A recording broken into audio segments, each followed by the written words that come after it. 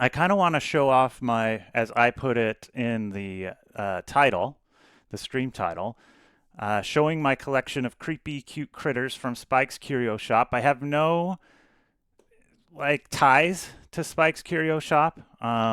Anything I own, I have purchased from them. I just like the little critters, the little creatures that they make, and I've amassed quite a collection now. And so I thought it would be fun just to share them. And before we get into the sports cards opening, um, I'd like to do that. And part of the reason I want to do that is because you see my little talking guy on the screen. I'll take that off a little later since it kind of covers part of the screen up.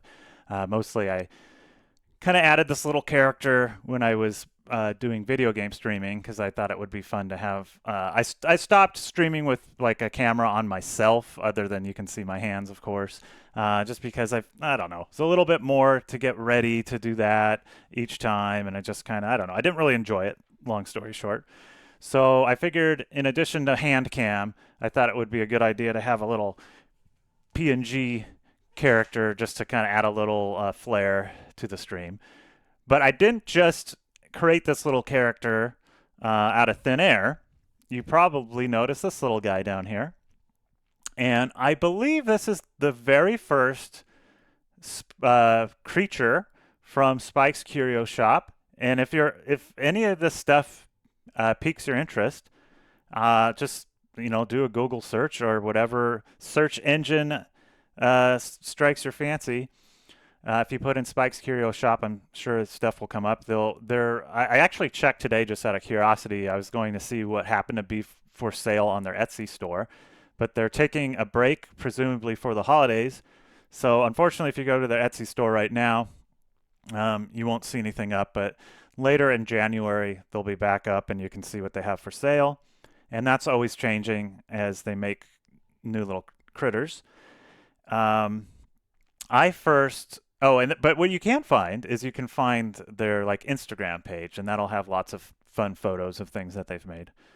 Again, it's in the stream title, but it's Spike's Curio Shop, and this one is dated 2020, so I think this was the first little creature that I bought. And again, I don't have any personal ties to the artist that makes these. But they have a booth every year in a local Renaissance fair. So that's how I first came across these. And I wasn't expecting them because, if you've ever been to a Ren fair, they have certain things that you expect, like leather goods and armor and weapons and stuff for sale. And they do have, like jewelry. They have lots of like handmade things. And this person had a booth set up where selling these little handmade creatures. And this one really spoke to me just because it's like a lot of the work that is put out by Spike's Curio Shop, as you'll see. It's both kind of creepy, but also very cute. This one definitely I find is more on the cute end, even though it has the scary teeth. It does have those big eyes that you just want to hug this little guy, or at least I do. Anyway, so this is the moon varmint of my stream name, and that's the first one I think.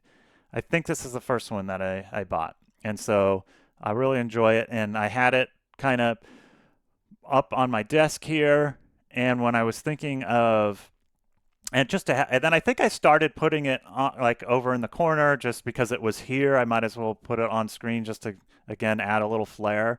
And then it's like, oh, if I am going to do this PNG tuber thing, this little creature would be kind of fun. So there you go. We'll put that one there for now. And I don't remember the order of things, so and I only have a handful. This isn't going to take forever.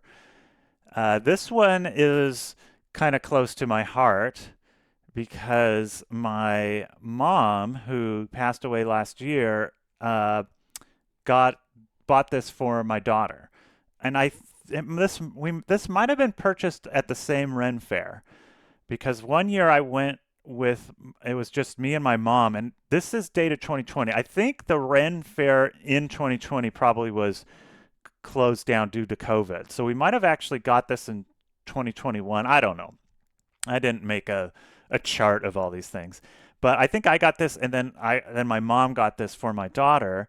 And like I said, my mom passed away last year, so I kind of when I see this little guy, I kind of think of her. Unfortunately, the ears, which were kind of pointy, like elf-like ears, have broken off because this was given to my daughter, and she was still fairly young when this was given to her. So I think there's even a line when if you buy something from Spike's Curio Shop, there's like a in their booth at the Ren Fair and maybe on their Etsy page too. They point out that these are not toys. They're like I forget how they word it, but these are not toys. They're collectibles. You can damage them if you play with them too hard. So that's kind of what happened to this little guy, and his ears broke off. But yeah, very cute. I love his little like sweater or whatever it is, this little wrap he's got going, and the little hair. And if you're curious, I don't know a lot about crafting or artwork like this in terms of making it. So hopefully, being in the art category is not misleading because I'm just showing off art. I'm not making art. But this is polymer clay, and so that is it. You can work it like clay, and I think it also is dried similar to how clay is traditional clay is manipulated, then you dry it and it's hard. Except this is like a plastic type material, and you can kind of tell the difference. Maybe less so on screen, but in person, it's fairly lightweight. This is more lightweight than like a traditional ceramic or something. So that's one. Ooh, that's one difference you can tell, and it just has an interesting look to it that it doesn't look plasticky necessarily, but it also doesn't look like traditional clay. So you can tell it's something a little different, almost in between. And it really does teeth in a very realistic manner, as you'll see later. And she really leans into this, the artist who makes these. She definitely likes to have her creepy teeth. I guess we'll do another little guy here. So this is one my daughter purchased for herself, I think, and this might have been last year at the Ren Fair. And you can also, this artist does a lot where like they're in little enclosures, these little creatures, and so this is one of them. And I'm just going to take it out, and you can see it's like a little acorn friend. It's got cheeks, it's got a little butt, and it's got little dimples on the butt there. I don't know if you can see those. Let me zoom in on the butt. All right, we need to zoom in on the butt, right? And it's not focusing, but you can see it even out of focus. There it is, little butt. Oh, so it might as well show you the front too. So yeah, this little guy. I just love these little things. This art is definitely my vibe. Cute and a little creepy at the same time. So it's a little acorn guy, and he lives in this like almost test tube esque environment here, and it's kind of nice when she does these kinds of things because it gives a little bit more. It feels like it's a little bit more in an environment, but then it's also in an enclosed space, which is going to protect it from the ears being broken off, for instance. So I kind of like that. But it is also nice to have things that are just out and you can kind of touch them a little more easily. So let me go to this one because I mentioned the teeth. And so this one is also in a little jar. And I think we got this one this year.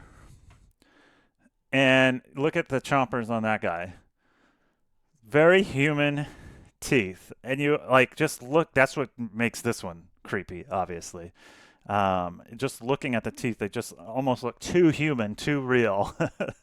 But yeah, so this one's nice and fuzzy and got little like ears or antlers or something. My Believe it or not, my daughter picked this one out. So she likes the little creepier end of the spectrum sometimes, I guess.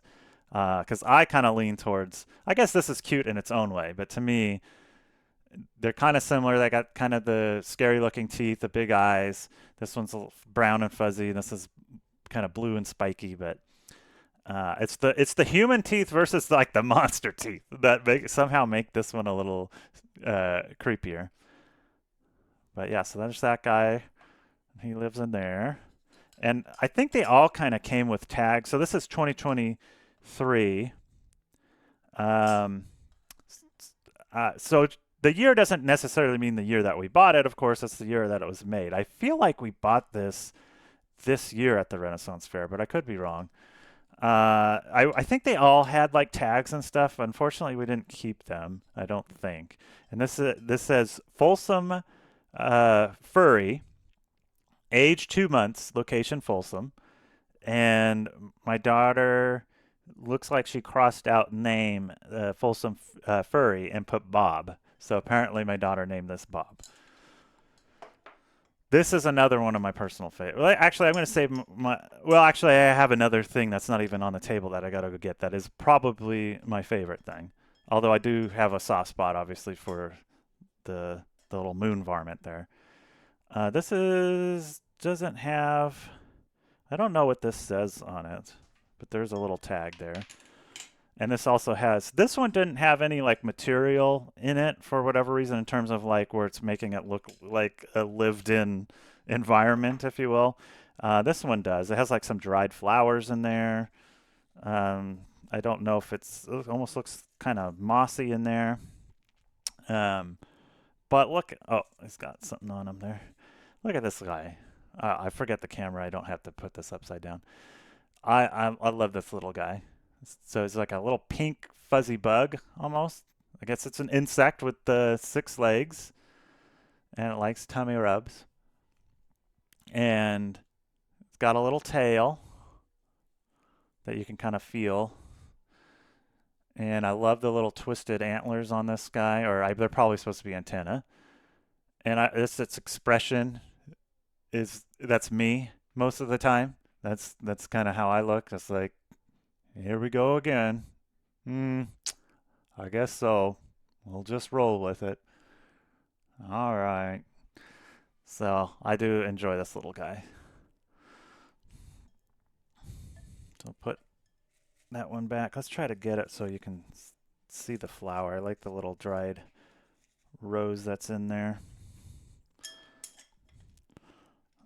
Okay. I guess I should be putting these where you can see them on camera still, but I never said I was good at this. You can only really see the tops anyway, so I guess you're not missing much. And then this guy, this one we definitely got this year. I feel like we got both of these this year, but I suppose I might be misremembering this one. We got this one last year. This one for sure we got this year because my daughter also picked this one out, and it's memorable because it's a little different than our other ones. It has 1, 2, 3, 4, 5, 6, not 6, but 12 legs, whatever. So it's kind of like not actually a centipede because it doesn't have enough legs, but it's got that kind of vibe to it. And it's got black and brown fur, and this one's just kind of fun to pet. It's very soothing. And yeah, so it's kind of got a similar look to the little pink one I just showed, except this is like probably from the same ecosystem, but just a different little critter. So that one has definitely a size going for it. And then the one I need, well, I guess I could put this here. The one I need to reach over and grab because I didn't really have space for it. This is probably my personal favorite. It's a little different than these ones. Let me see if I can get it some space for it. We're going to have to open this up, so we need definitely some room. Okay, so if you're a Lord of the Rings / Middle Earth / The Hobbit fan, you probably know what this is already, or you know what it's an allusion to anyway. So there and back again. That is like I think if I'm remembering my story correctly, that's like the name of the book that Bilbo is writing inside the story itself. And so that's about his adventure to the Lonely Mountain and then back again to his home. And so you can see it's got, so this is like, it's meant to look like a book. It's this, the only downside to this one, as much as I love it, it's hard to display, and you'll see why in a minute. Because you want to put it up like you would store a book, but because of what's inside of it, you can't really do that. So it's hard to kind of show as well. But it's meant to look like a book, but it's actually a box, and it just has this lovely green kind of washed paint look to it, and the back doesn't really have, it's just that same kind of look but without the lettering. And then you can see it has this little hobbit door on the front that's just gives it a lot of character. This little guy, now I'm seeing how his ears broke off because he's just roly-poly. All right, so let's open it up, and then what you have here is like a little diorama, and it's called, so there and back again, a rat mole's tail. And there's a cool little map. I don't think the artist created this. This looks like something that maybe already existed that she just kind of incorporated into the larger piece. But it's like a map. You can see the Lonely Mountain with smog, and just very cool little touch there. And then you have this little burrow, and this is a little rat mole that you can take out. So it kind of is looks a little bit uh, like a naked mole rat, but and I don't know, it's called the rat mole, so I guess it's not exactly the same thing. It's got the little chompers, and it's just a cute little guy. And he lives in his little burrow here. And the other little piece that you can take out is this glowworm, and that's also made with the polymer clay. And that one, that's, I don't know if it'll focus. Oh, it was just focusing, and then I moved my hand. I'm really bad at this, at holding things up to the camera. There he is. Oh my God. Why am I so terrible at this? There you go. Here, let's move him up here. See, but then I instinctively move my hand back where it's harder to see again. Anyway, you can see him. And then he lives in this little crevice here. And all this other stuff is like secured, so it doesn't really go anywhere, which is good. But these little movable pieces is why I don't feel comfortable displaying. Like I would love to be able to display this like an open book, and then you can see the outside and the inside at the same time. But these little guys move around, and I guess I could glue them down myself. But one, that just feels like the artist didn't do that, so I don't want to do that. You know, I want to keep it how the artist intended it. And then it also is kind of fun that it's a little hands-on, which I think is part of the point. So you can move them, like maybe that's where he wants to be today, you know? So yeah, that's this is the only one I believe that I purchased from the Etsy store. All these other ones we've gotten over the years at the local Renaissance fair. Um, so this one a little bit unique in that way.